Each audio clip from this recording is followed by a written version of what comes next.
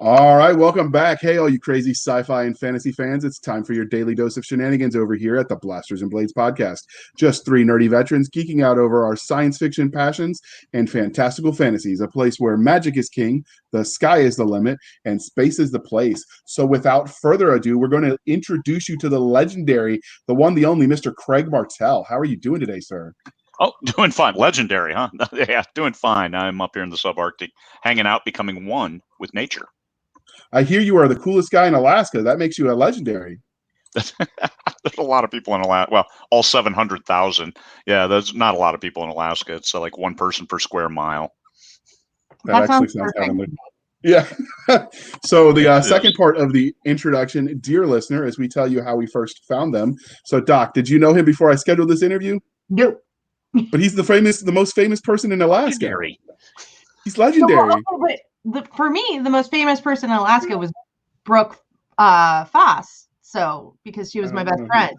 Oh, that works. Okay, best friend. All right, we get a pass this time. She was up there with the service, So I actually, before I found him as when I started writing, I actually found Martelle because the stuff he writes with LMB with Michael Anderle. That's a long lot of letters, but with Michael Anderle, he co-writes some stuff with him, and I like the way they are both irreverent in their writing. So some people take themselves too seriously. He's not one of those people. So I think it's the inner Marine coming out when you do that. Yeah, sometimes, and that's when I wrote my first, 6 or 8 books. I didn't have any swearing in them, and then I met Michael, and he's like, "Oh man, the fans love it. They love the swearing. They love the creative swearing. They love the." I'm like, okay, I'm just going to temper it. I'm going to try to. I'm only going to include it in dialogue and not just in the narrative where I'm just throwing curse words in just casual text. But in dialogue, yeah, it was fair game. And then those books, needless to say, have become monumental bestsellers. So it's like, okay, but still, I got my last review was, oh man, I can't believe you put swearing in this book. None of my friends talk like that. I'm like, oh man, you need better friends. But, I don't think I've read any of your stuff where you didn't swear. I must miss the first ones. Why did you choose not to swear in the first ones? I wanted to know. So, like, Kennedy said he did it because he was a principal. So, well, my first books I wrote, I retired from the Marine Corps almost 20 years ago, and I got my law degree. I worked as an executive for 7 years, and there was part of it. It's like, hey, you shouldn't do this because all you can do is lose people. You don't gain people by swearing. And it's like, okay, yeah, you make your point, and brevity is key. So keeping it short, you don't throw in extra words that don't add value. And you save it. As an executive, you can swear, but it has to be that true exclamation point, like when you really want to get their attention. So that's it. So that's why I didn't. I'm like, I'm not going to do this because I want something that my dad could read and my kids. Although my dad seems to gravitate towards the swearing books more now that he's 84 years old, and he reads my F-bomb books with aplomb. So I just didn't put them in there. I really wanted to work on my prose and that literary kind of approach. And then, like JR said, the Marine in me came out and said, nah, this ain't working. How about me? Let me be me. And those books really sold well, even though all my old books have sold well too, because people picked them up and said, hey, I like this. Like I said, if you don't have swearing, you don't lose readers. If you have swearing, then you have to temper, and it's maybe a little bit different readership.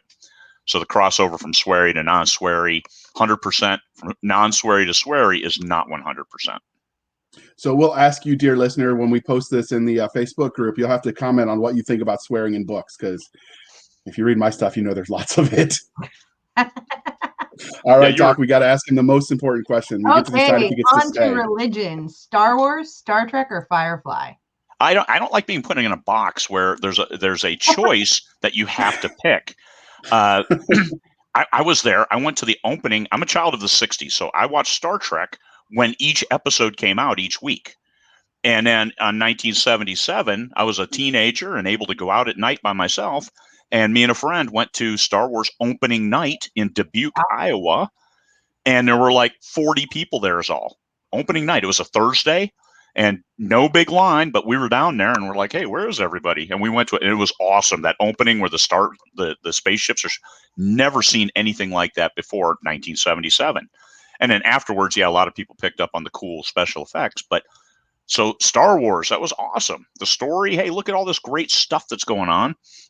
And then the sound effects were great. The sound track was great. And then later, Firefly comes on and then gets canceled by morons that don't understand how to what is really going to be a great story. So that one is each have their elements of allure. I like Star Trek because of the way it put societal issues into a story and made them safe to talk about. Because hey, it's aliens. It's not civil rights. It's green aliens, and they made it all okay. Because if you look at the original Star Trek is what I'm talking about. Oh yeah. You on the palette of the era of the 1960s, you see, hey, they put in all these social issues and hid them. And so this is the sci-fi that I grew up with, sci-fi of Heinlein, Asimov, McCaffrey, that they put in issues that were safe to talk about because they hid them within a great story. And that's what I always strive for. That's what I love about it as well. In fact, I tell a great story where I was working at Barnes & Noble, and I had this snotty lawyer come in and ask me, and I gave him a very similar answer, and he just stared at me because he goes, oh, because he thought he was just going to talk down to me because he's like, oh, well, what do you like to read? Sci-fi and fantasy. And he goes, oh, you'll do anything to escape the real world. And I went, then I ended it with, you know what? If the real world was as cool as my books and people worked as hard to make it decent, maybe. Yeah. So they each of them have a place in my development, and equally important. You're polytheistic. So those there, the one series I absolutely couldn't get into on your questions, because the next one is Game of Thrones, Lord of the Rings, or Potter. Yeah. The Potterverse. I could not get into Game of Thrones. I didn't read the books because I no longer like epic fantasy where it's a 500,000 word book.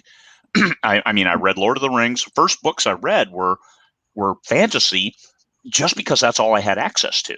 I had my brother had his library, Robert E. Howard, J.R.R. Tolkien, and then I later got into Anne McCaffrey, which dragon riders, right? Dragons. It's science fiction. So and you figure that out by the second book and into the third book. It's like, oh yeah, this is sci-fi. But so my first ones, but then as soon as I started reading Heinlein and science fiction, it's like, I really like science fiction. I grew up in the Midwest, 1975, I believe, Metamorphosis Alpha came out, which is the first role-playing game, science fiction role-playing game. It followed after Dungeons and Dragons. And I bought that right away. I bought that, I believe, in 1976. And then it's like, this is great. This is the end all. And that kind of reminded me of what Firefly was. And it all worked from there. But Game of Thrones, I saw as soft porn because I watched the movies or watched the series as all. By the third one, I'm like, I can't watch this. I'm not here to watch soft porn. And I didn't. I turned it off. I did not watch any more episodes after the third one. For me, the problem with even in the books for Game of Thrones is the fact that I like characters. I like characters that you get attached to. Yeah. And I understand sometimes those characters have to die. I bawled my eyes out for about 2 weeks after reading Moretta, Dragon Lady of Pern. Oh, yeah. And then I made the mistake of reading Naralika's story, which just had me crying the entire way through. I think there are tear marks in it. But you have to be very careful about how you kill them. And George R. Martin is just a mass murderer in many ways. Oh, you like this person. You got to the point as a reader, you're afraid to like somebody because you know as soon as you like them that he's going to kill them. Yeah. And that I just couldn't get into for me. I never got that far because there were too many people sleeping with and that seemed like the whole focus of the. I tried reading the books. So even in the books have a lot less sex, but there's a lot of murder. There's in some ways more murder than there is sex. So did you get into the sci-fi from across the pond, the Doctor Who? I actually didn't watch any Doctor Who until the 21st century. Oh wow, you missed. I know. Just it was availability. when you're trapped with just TV and AFARTS, you know that, the Armed Forces Radio and Television Service, they didn't play Doctor Who. So guess what? You didn't watch. And I spent 10 years of my career overseas. So overseas in non-English speaking countries. It's not like I was in the UK. I was in Germany. I was in Russia. I was in South Korea, Japan. TV is much more limited when you live in a country without, because I lived in a country with only one English speaking radio station, newspaper, and TV station. So it's much more limited. Yeah. I mean, you can get movies, but we had to buy them, and then somebody would buy them, and then we'd share them around, and it was the only way. Now with streaming, wherever you go, you can access, and you're not limited. So Doctor Who, that didn't come around until we had access to streaming TV and more channels, and that was the 21st century when we finally settled down. So after I retired. Sometimes that's nice. So which one kind of came first for you? Your love of science fiction or fantasy? I enjoyed fantasy because that was my first, and Lord of the Rings, of course, and The Hobbit are epic. Oh, yeah. But science fiction, because, like you said, it opens up so much more. And I watched it on Star Trek, the original series. That was the first science fiction I really watched, even though, yes, we watched reruns of Lost in Space. That was still kind of hokey. Even when you're 5 years old, it was hokey. So not the new movie. The new movie was cool. The new movie is awesome, but I think that they really kind of embraced that hokiness. They realized they couldn't do it to that level, the level that they wanted, so they just went that way. You know? Did you like the Netflix show, the Lost in Space remake? You just said it was cool. Yeah. Yeah, there's a movie and the Netflix series, so there's two separate movies. I have not seen. I can't. Hey, 21st century, we can stream. And then Craig moves to Alaska where we can't stream because we live out off the grid. So I don't have fiber here, so I can't stream. I'm using, this is through a phone, by the way. That's the only way we get the internet at our house. And we pay about $750 a month for our internet. Wow. Yikes. That's a lot. Well, as soon as Starlink, God bless Elon Musk, as soon as Starlink comes online, our $750 a month bill goes down to $100. Oh, wow. That is a huge difference. They're like, oh, hey, you're going to have to buy $500 worth of equipment and $100 here activation fee, and then it'll only be $100 a month. I'm like, that's still cheaper than 1 month of my usual internet access because you have to pay by the gig. Yeah. Do you know when that's coming online for you guys? It was end of 2021, early 2022. So I've got maybe another year of $7,500 for.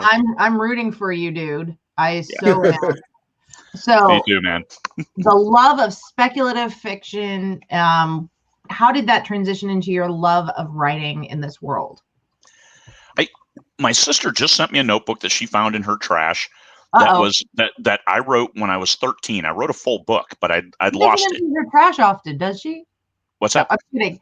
I joked. I'm like, she doesn't empty her trash very often. Now she may come after me. No, she has a lot of stuff. She doesn't throw a lot of stuff away, and she's cleaning out. Found this, and it's like, this is cool. So it's chapters 8 to 14. It's a notebook. It's oh, hey, I can do it. I can show you. It's really crimped writing. Oh, wow. Tiny writing. That is a post-apocalyptic story I wrote. My grasp of speculative fiction came with What If. As I'm reading other stories, I'm like, I saw other tendrils. Hey, I'd like to know more about this. And the author didn't write them. And hey, as an author, it's like, no kidding. You can't write all the tendrils. But it's like, I wanted to know more about that. So let me write my own story, not fan fiction. I created new worlds. And hey, let me do my own thing here. And I just love that, the creative, imaginative world. And then, of course, I became an adult and went in the Marine Corps. And whatever I did, I gave it 100% of what I was doing. So I put writing aside until I retired for the second time, retired after doing my lawyer gig. And I'm like, I'm tired of being away from home. I'm tired of all this. And I now make more. I make more money now than I did as a lawyer. So it has worked out really, really well. And I get to sit at home, hang out, gain COVID weight, and now trying to lose COVID weight and tell stories and get outside. So have you read through that the chapters that you have? How does it hold up? Poorly. there's a lot of passive voice and the story. Now I sent it to my Patreon fans, and I sent it to my insider team. I'm like, hey, look at this thing I wrote when I was 13, and they're like, this is a good story. I mean, yeah, obviously some of the language and some of the things in there and the plot points, but generally it's like it's one of those things where if a teenager presents something to any author, you look at it and say, there's potential because there's a story here. And the character, and they embrace the character. One of the characters is an Irish setter named Eamon. And they embraced the Irish setter. They got all bummed when he disappeared in one of the chapters. They're like, well, what happened to Eamon? And people are asking. I'm like, I don't know. I didn't reread this. I just copied the pages and, and took pictures of the pages and posted them. I didn't read it because I'm like, this is so painful. This should be written better. I was 13. Come on, dude, have a heart. So the hardest person on me is me, and but I wrote it because what if this, what if that? Hey, what happened next? And that's it. Kind of a free flowing. It's a great D&D. I mean, I grew up in the Midwest. I was only 3 hours away from Lake Geneva, and we went out there and I got to play with Ernie Gygax back in the 1970s. Nice. At the Dungeon Hobby Shop, and now I've reconnected with Ernie as well as Jim Ward from he's the one who designed Metamorphosis Alpha, and we actually sent a Metamorphosis Alpha PDF file to the Troll Lords this morning for their Kickstarter on Metamorphosis Alpha, which is the generation ship for their Kickstarter that they did about a year and a half ago, and they're now sending out all of the packages. They're done. So nice. Just updated that PDF. So yeah, still living Metamorphosis Alpha today, over 40 years later. Nice. Sweet. So many authors let their real life experiences influence the kind of stories they tell. So were there any specific formidable moments for you that affect you and shaped you as a storyteller? The 1990s. I was enlisted first. I enlisted for 8 years, and then I got my commission. And as an officer, I said I've been everywhere, done nothing, because I went in places after. Hey, went into Kuwait in 1993, so it was all stabilization stuff. It wasn't any war stuff. And then missed something else, wrong side of the world for things. And then along came terrorists, and they kind of sent me to CENTCOM 5 days after 9/11, and the interaction of people in high stress combat environments. Let me cancel this stuff here. High stress combat environments is gold for any author, and you can tell when authors haven't been there and are making it up, as opposed to those people who have been there and see the really off-color jokes that happen when you think you might be 5 minutes from dying. It's like your mother jokes. It's like who in the hell makes a your mother joke when you're going into a firefight or something where people are going to die? And military, that's who. And almost every single time. About And 20,000 people. And it's going to be the funniest stuff you've ever heard at the time, because it's so inappropriate and mistimed. But that's the kind of reality that I think that I've been able to bring to like all of my stories. Military interactions at times when you're like, what in the hell? Where did that come from? Like, hey, it was funny. Like, but we're focusing on this. We're all going to go in do this thing here, and people are going to die. And you're thinking about brownies. Well, yeah. Can somebody get their mom to send brownies? But we're going. You've been there. I mean, hey, how about wouldn't fresh socks be cool? Somebody tell your mom to send us fresh socks. I mean, that's yeah. And then you're always disappointed when you have those close calls at how crappy your one-liners are, very not TV worthy. I was exiting a porta potty because I got there and they didn't have any toilet paper. So I was heading back to my truck to get it. I was about halfway between my truck and the porta potty when a mortar landed on the porta potty. And all I could think of as blue shit is raining down on us is, man, that's a crappy way to go. I wish I could have come up with something a lot more epic, but in the moment, that's all I had. That's all I got. But that's what you thought. It's not like, geez, I was just in there. I could have died. Oh my God, let me hold my heart. No, it's like, oh, geez, good thing there was no toilet paper. Otherwise, I'd be still in there wiping because of these damn MREs. You can never Right. get that. You can never get the peanut butter off. So, speaking of the military, we mentioned earlier that you served in and retired from the U.S. Marine Corps. So, we ask all of our authors who are also military veterans this question, but how do you feel like your time in the Marine Corps affects the stories you tell? It has warped me effectively that all of the stories have some Marine in them. After writing for 3 years, I'm like, every single one of my main characters is a former Marine. Because write what you know. And that's, I thought, hey, let me embrace that, because I have so many Marine stories that I can add that level of realism that somebody who's just researching, because too many people put Marines in their in space, and they're like, but this is future. But Marines, there's no water out there, so you're trading on the goodwill and the impression that people have of Marines when you take them to space. So you kind of need to use Marine language, so bulkhead, decks, all that kind of terminology, and also some things that Marines do that others, you never call a gunnery sergeant sergeant, and you could see that right away when people try to write in the Marine. Army, and I knew better. Well, and capitalize Marines. This is one thing that we've been able to get away with everywhere. Is you see Marine, it should be capitalized, and this is so. Whenever I'm reading a book and I say Marine, and in the blurb they don't even have it capitalized, you're out of here. You don't embrace what the Marine Corps is all about, and you're going to make up your own idea of what the Marines are. I read a short story for an anthology, and told the biggest thing that I told the person was change it to an Army soldier from a Marine. Well, I want it to be a Marine. You wrote an Army soldier, not a Marine. Yeah. You have to rework your entire character if you want to do it. The quickest fact is change the branch. And this is one of the, like we were talking about with swearing, this is a way to lose readers. You don't gain readers. You think you're gaining readers, but if you lose that reality and that realism that others who have researched well or have been in the Marine Corps put into their stories, you're going to be disappointed. You're going to disappoint your readers. So you want to trade on that name, but you don't want to do the work. So no, that's what I don't like in science fiction, and anything. You got to do the research. So do you ever draw on people you knew from your time in the Marine Corps when you write? Not that they know of. Legal disclaimer. I am a lawyer. Okay. So you draw more on the archetypes then? Because some of the stories you've written, I'm like, I think I know that guy. No, I know that guy too. So everybody has those guys. And so that's one thing. I moved, I had 12 different assignments in the Marine Corps that were PCS orders, permanent change of station orders.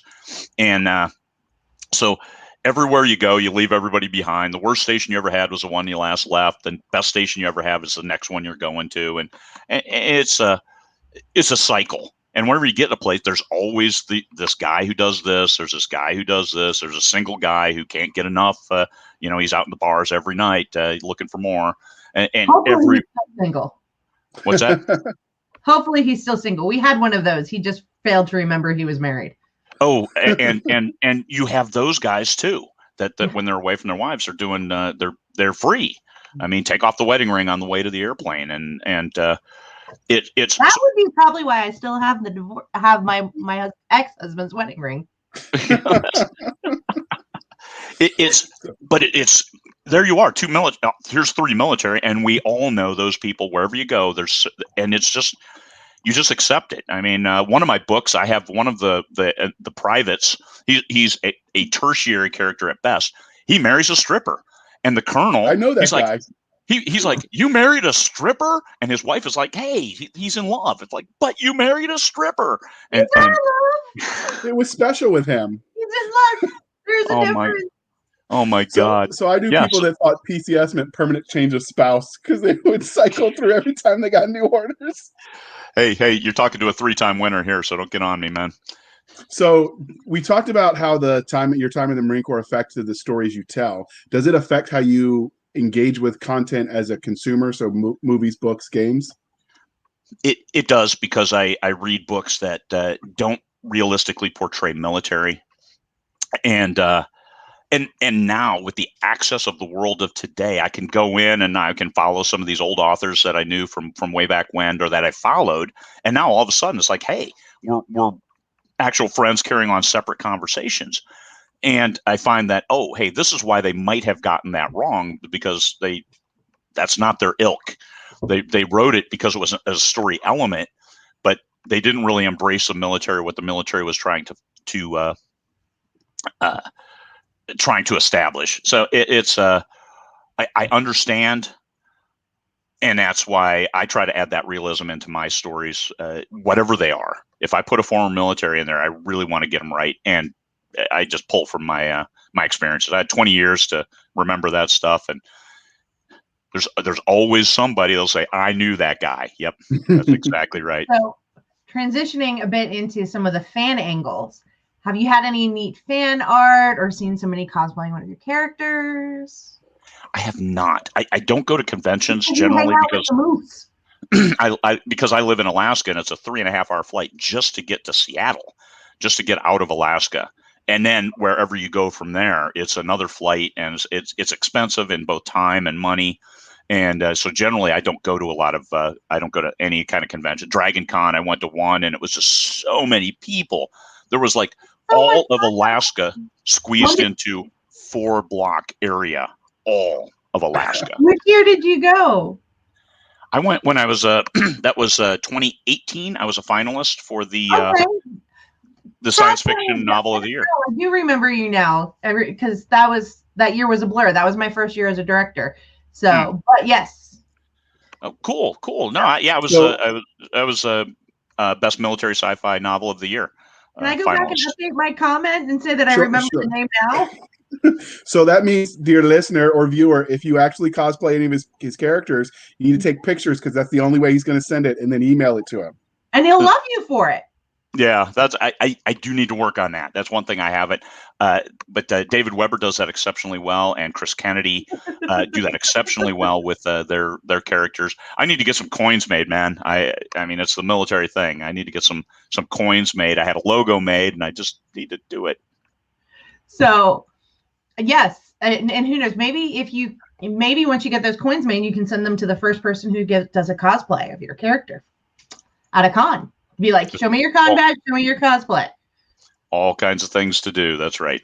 Has anyone asked you for your autograph out in public? Yes. Yeah. Okay. Story. I just walking around, especially at a place where they know I am, and I had to let them know, because people don't just automatically recognize me. Thank God, because I do like anonymity. Notice where I live, and being just here. So yeah, just come up to me. Hey, I love your books. Can I get your autograph? And had one of my books, because they knew I was going to be there. So they kind of trolled me, or not trolled me, but stalked you. Stalked me. Yeah, that's the right word. I'm an author. Alaska, they like hunting. Sorry.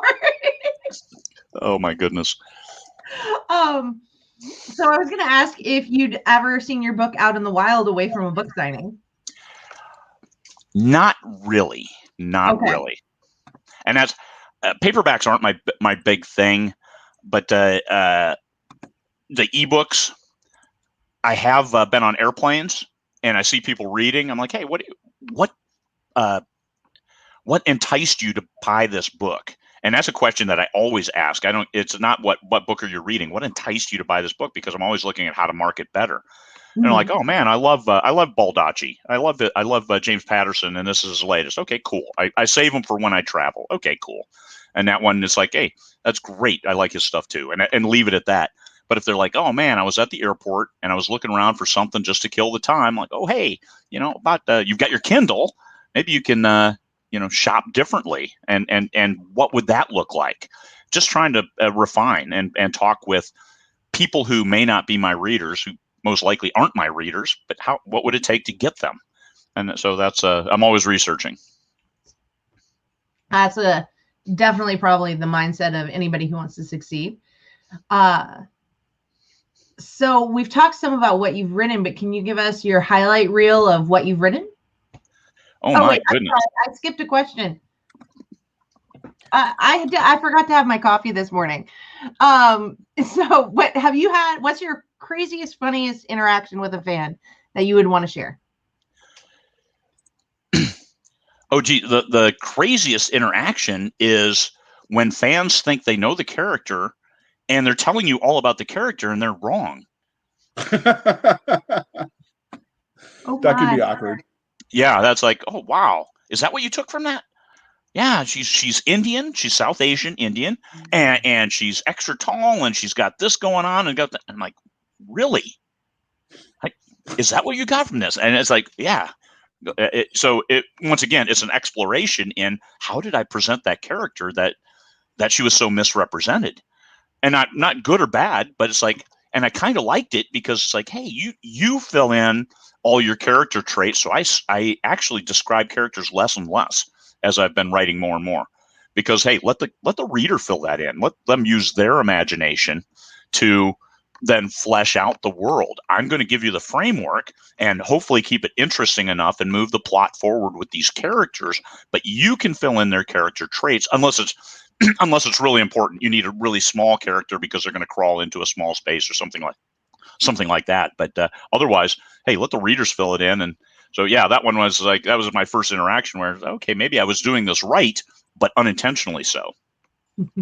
Nice. So now we get to ask you what the highlight reel is, because we realize you've written like a bazillion books. So what are the highlights of the series that you write in? I have over 20 series published, and Oh, good my God, that's grown since last time we talked.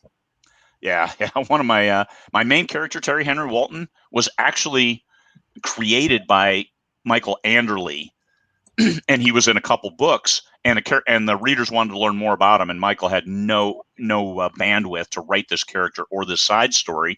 So 150 years on Earth, he needed to fill that time. He needed a post-apocalyptic author who also understood Marines, because this guy was a former Marine. And I'm like, he called me and he said, hey, can you write this series for me? It's supposed to be 4 books, and 19 books, and 2 million words later, we have a complete story. And then also my spin-off series, Judge, Jury, and Executioner, is based off that universe. And Terry Henry is a recurring character, but that is my space lawyer. So Rivka, a female space lawyer. And so that's my one where I take both the Marine experience and lawyer experience. It's non-U.S. law. I use real law in there and real legal arguments for a U.S. Marshal from the 80s kind of approach, 1880s kind of approach, going through the West, where she's the law, she shows up, and people have their cases, and so that one, I like that one because it combines all the elements of stuff that I like Firefly. I could see that happening. It's like the the religious guy. Oh my God, I can't believe I forgot him. Preacher. The preacher, yeah. He he's going around and sharing the word. The shepherd, yeah, that's it. So, And it's those characters are in one universe, and my current thriller series, Ian Bragg series, that's one where I really want to like this character, and that's another one where it's a thriller, but he doesn't swear. So he doesn't swear. He likes Rush. His girlfriend and becomes his wife during the series is a curvy girl, and those kinds of things that take it out of the mainstream thrillerdom, and it really resonating well with the fans, except those fans like Jack Reacher, who or Ian Fleming fans, where they expect James Bond to go, find the supermodel at each hotel, and they want him. No, this is Ian Bragg. He's faithful, and he's got his girlfriend, and she goes with him, and he doesn't swear, and he kills people. Interesting. So those all sound very fascinating, but today we want to talk about Scorpion's Fury. So where did you get the premise for this universe? How did you come up with the idea for the series? Psychedelics, Ouija board, overindulging in expired MREs, or was it just the fresh air in Alaska? It was, once again, I'm always researching, right? And mechs, military sci-fi with mechs were doing really well. And I'm like, I need one of these. I just had Super Dreadnought series, which is a ship that's massive and the most powerful in the universe. And that one was doing well. And people wanted more of that, hey, mechs engaged. So more ground combat, because I had done that a little bit with the Terry Henry Walton follow-up series, Bad Company, which is still him, but in space. And it's like, hey, let's create a whole new universe with mechs. I worked with Caleb Wachter, and he was the one who actually created the universe as we went.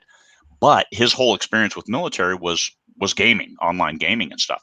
So I wrote those parts. I put that kind of element into the ground combat section. Space combat, hey, online gaming is as good as anything because nobody's done space combat for real. But down ground combat, let's do that. And so I worked on those parts, gave the that realistic interaction, the conversations between the characters during those high stress events.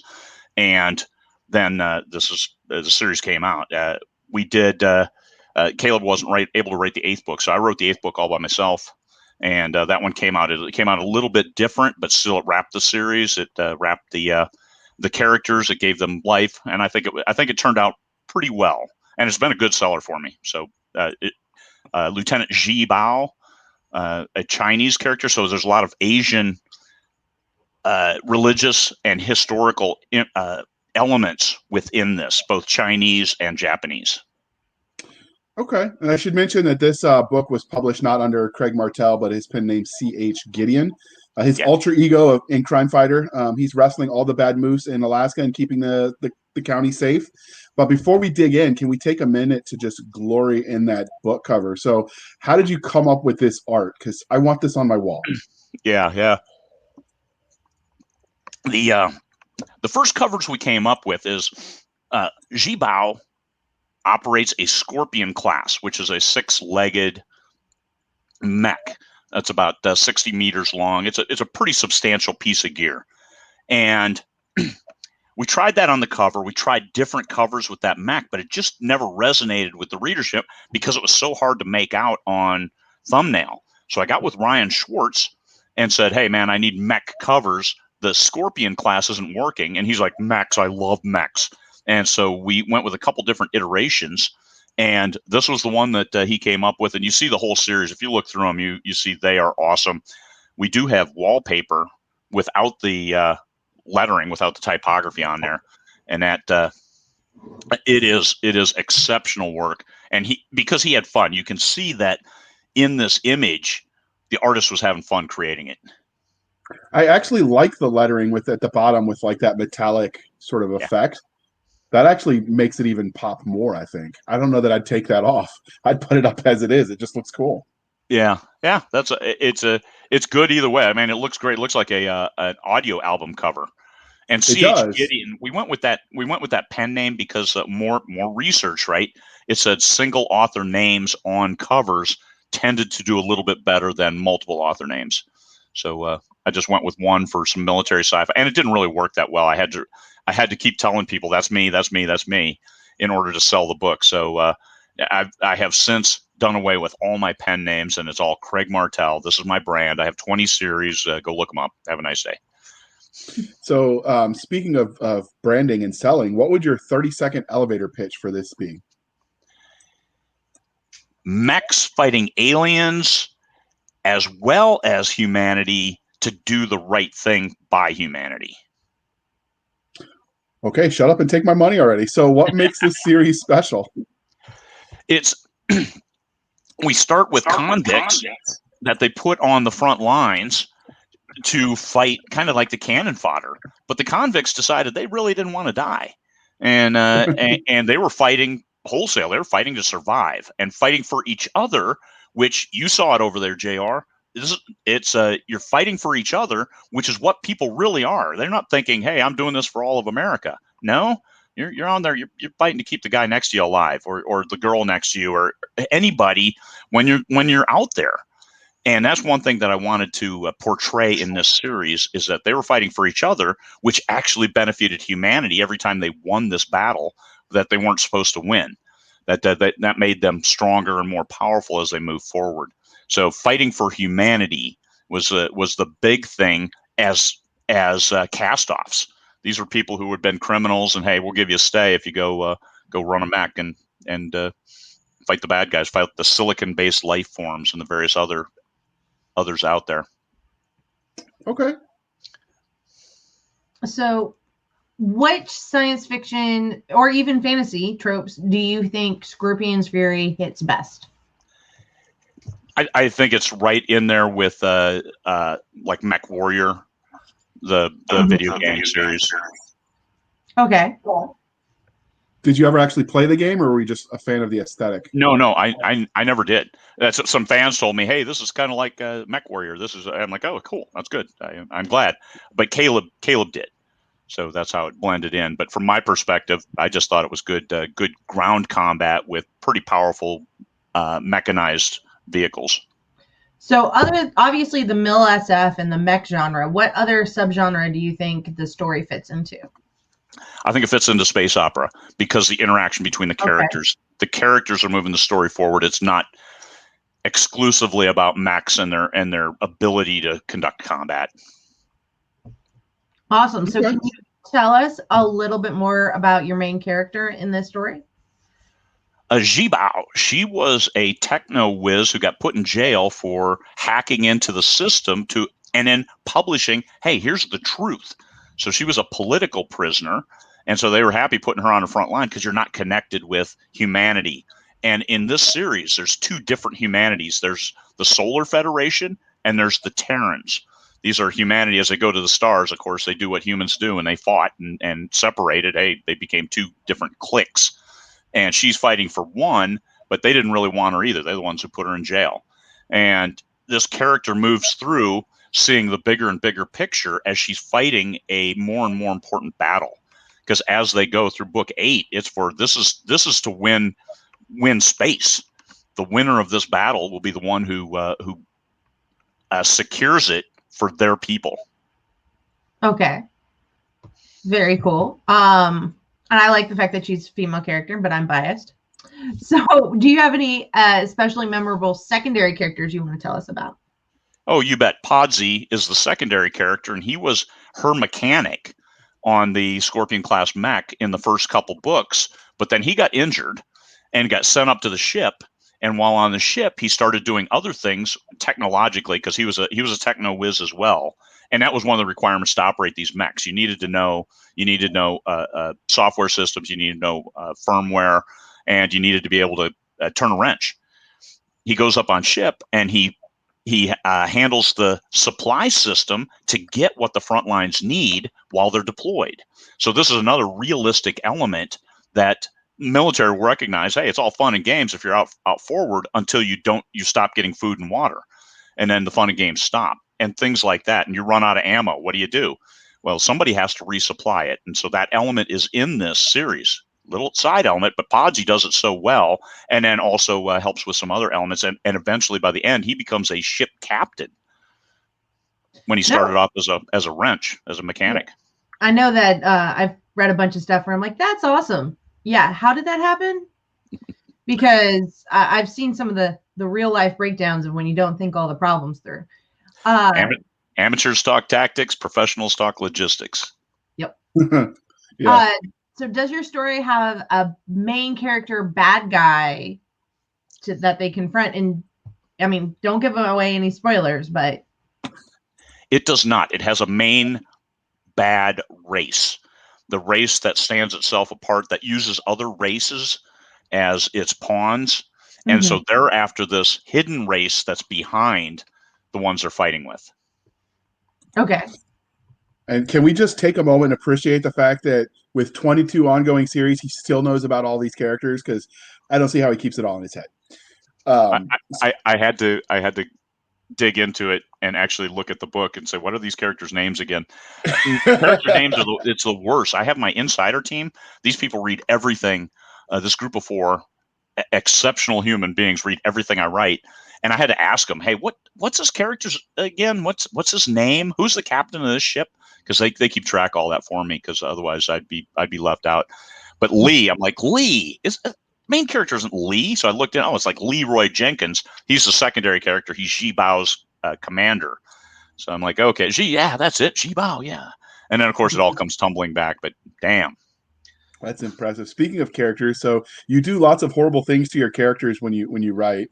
So how do you think it would play out for you if you met Ji Bao in a dark alley after she found out what you had done to her? Oh, I didn't do anything to her. I got her promoted, man. I got her taken out of jail. Yeah, I'd be her best friend. But Yeah, You yeah, also put her in jail, so yeah. Well, she deserved it. Yeah.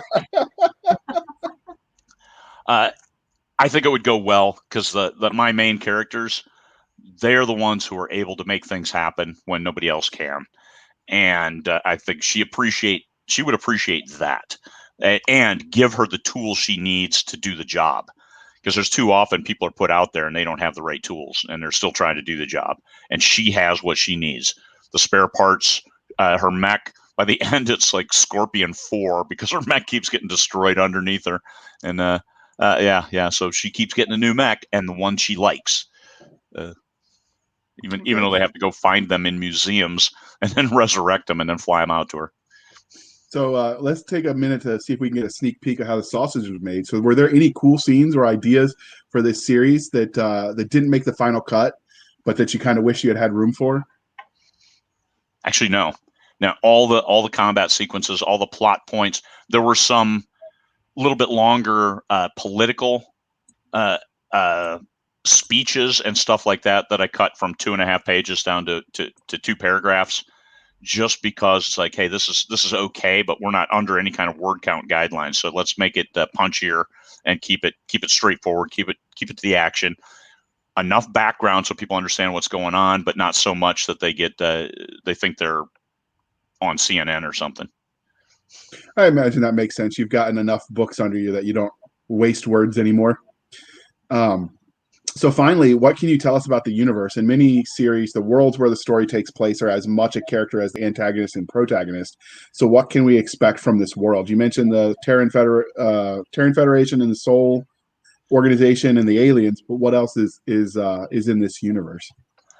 I think that's the majority of the universe is about that, but also there are planets within the Terran Federation based on settlers who left the world trying to form their own. So there's a Chinese settlement, there's a Japanese settlement, there's a I think an African settlement, and this is where I start to get lost because there's a lot of these settlements based on the people and the homogeneity that they were seeking on these other planets. But then when the chips were down, they all came together.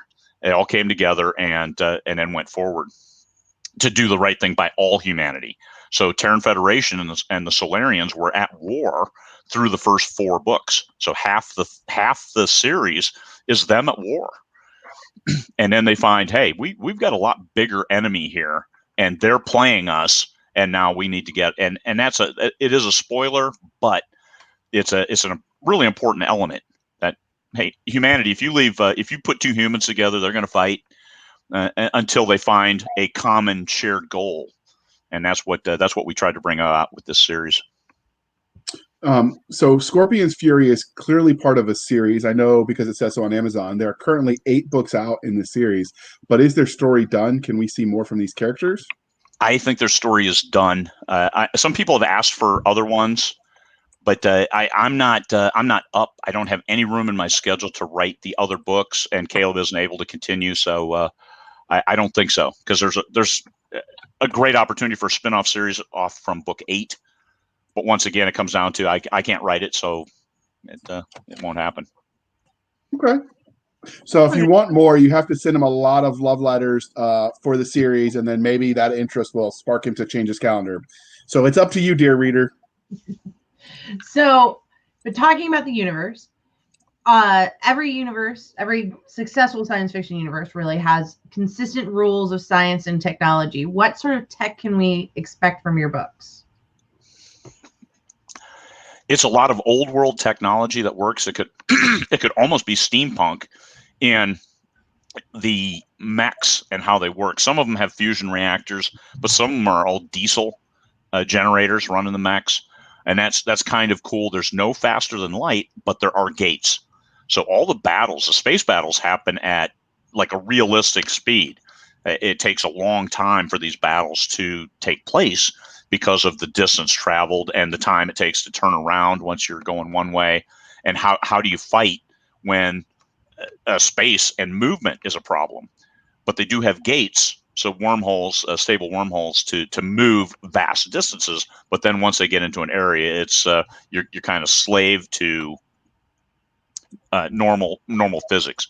So it could be a little bit hard sci-fi in that regard, because we do like the science. So that's what they should expect. So hold on? Did you, for weapons, did you go with the pew pew lasers, or did you stick with chemical propellants, or? Yeah, chemical propellant, chain guns, missiles.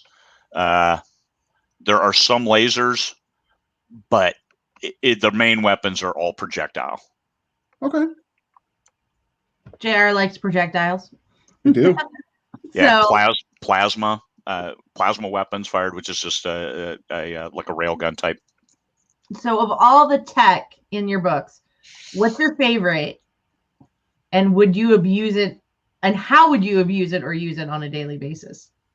I tell you what, I like the railgun. I have put that in a number of different books because it's just an accelerated object. So you could put a pin, a needle, a BB, and just accelerate that thing to like 0.7 C and watch things explode.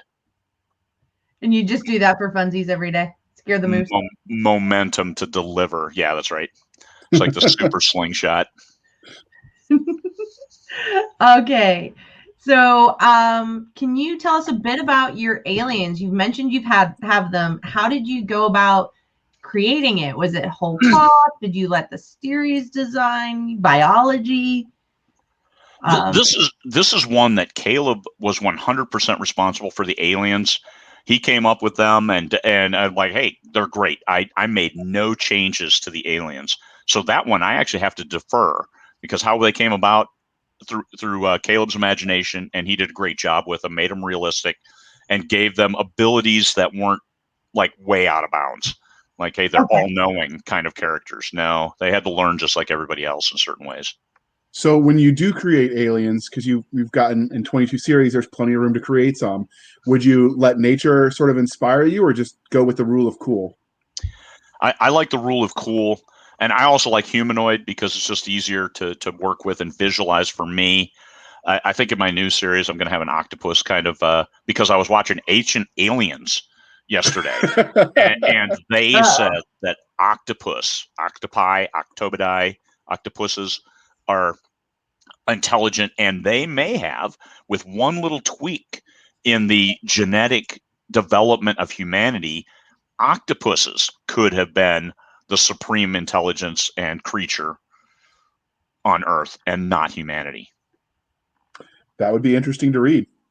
Is that the one you're working on right now? It is.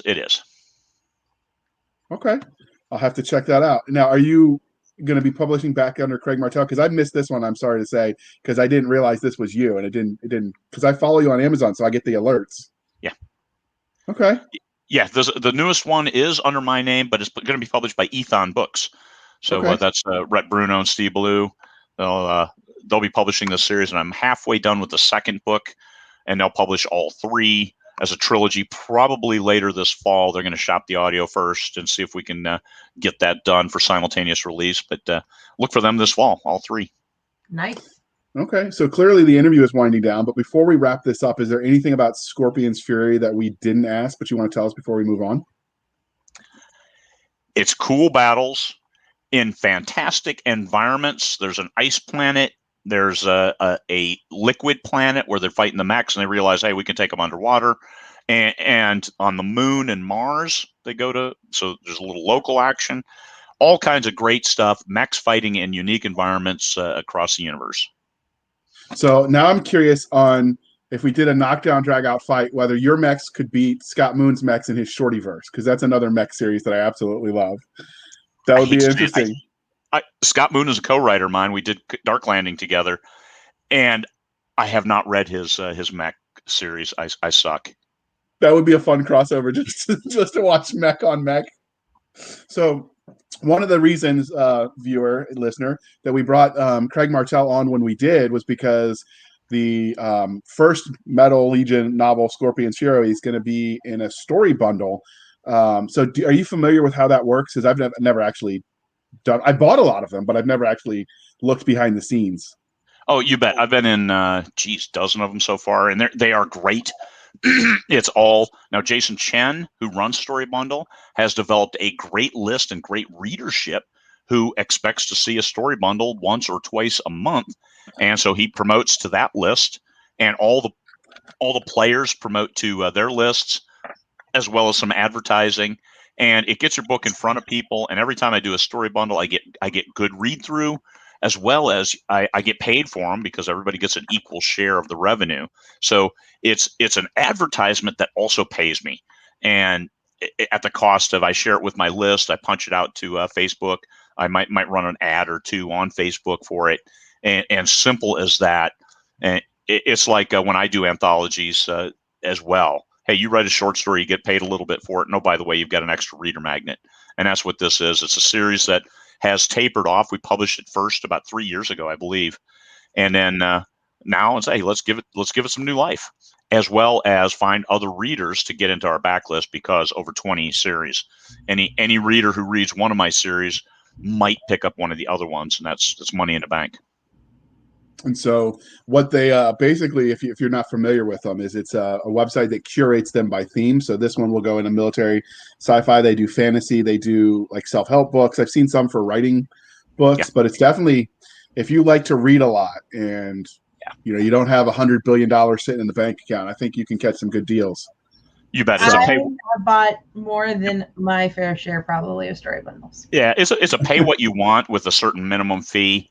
And they do all the genres. I was in a thriller one earlier this year, and that was a great opportunity to get my books in front of people, in front of thriller readers. This one, mill sci-fi. I have plenty of mill sci-fi series for other readers to pick up, and I'm aside some great personalities and great authors who are in this bundle, like J.R. Handley.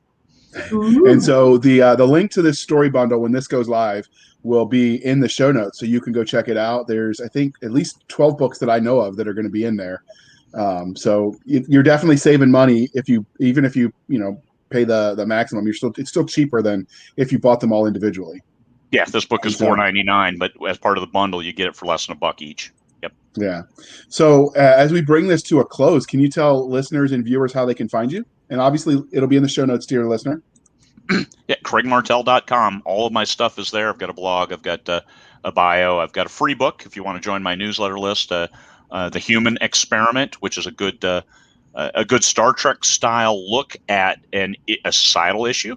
So hey, there it is, and it's not in your face, but it's a good story. A lot of people have gone picked it up, and it works. It worked because it's representative of my style in a lot of my books.